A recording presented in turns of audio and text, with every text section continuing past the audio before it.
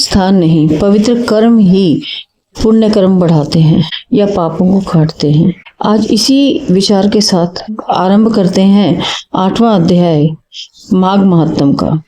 नैमिषारण्य तीर्थ में माघ महात्म सुन रहे 88,000 ऋषियों से सूत जी ने कहा, हे ऋषियों, भगवान दत्तात्रेय जी द्वारा वर्णित माघ महात्म मैंने आपको बता दिया। अब मैं महर्षि वशिष्ठ जी द्वारा महाराज दिलीप को कहे हुए माघ स्नान के फल और महात्म्य का वर्णन करता हूँ। इसका ध्यान पूर्वक श्रवण कीजिए। महर्षि वशिष्ठ जी ने कहा, हे राजन, माघ मास में नियम पूर्वक किए गए स्नान के संपूर्ण पुण्य फलों को वर्णन की सामर्थ्य तो देवताओं में भी नहीं है। माघ स्नान समस्त यज्ञों, दानों और व्रतों से श्रेष्ठ है। समस्त शेष दानों से प्राप्त होने वाले फल माघ स्नान करने से प्राप्त हो जाते हैं। हे राजन, यह ब्रह्मज्ञानी के समान सद्गति को प्राप्त कराता है।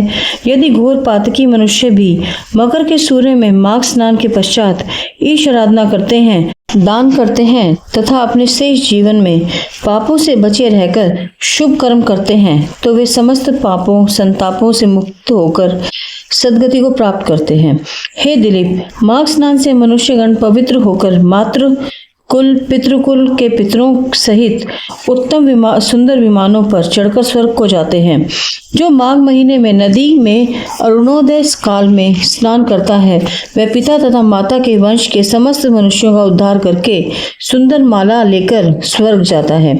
सदा के पापी, दुराचारी और कुकर्मी मनुष्य भी माघ स्नान और हरि की पूजा करने से पाप के बड़े समुदाय से निर्मुक्त होकर भगवान के सदृश्य शरीर वाले हो जाते हैं। पाखंडी मनुष्य भी प्रयाग में माघ के महीने में 3 दिन स्नान करने से सज्जनों की गति को प्राप्त होते हैं। संसार में पुण्य तीर्थों में माघ महीने का स्नान मनुष्यों को अत्यंत श्रेष्ठ है। इससे मनुष्य ब्रह्मवेताओं की दशा को प्राप्त करता है, इसमें संदेह नहीं है।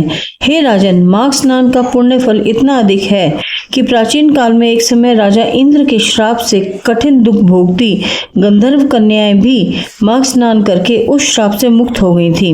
माघ स्नान अग्नि की तरह सब पापों को जलाकर नष्ट कर देता है। इति श्री पद्म पुराणे माघ महात्म में 18वां अध्याय समाप्त।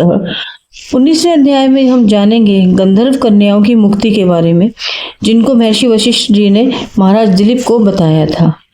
कल ही मिलते हैं 19वें अध्याय के साथ। जब तक कमेंट बॉक्स में श्री हरि विष्णु लिखिए और नए आए हैं तो चैनल को सब्सक्राइब कीजिए, और अगर कथा अच्छी लगी हो तो वीडियो को लाइक जरूर कीजिएगा।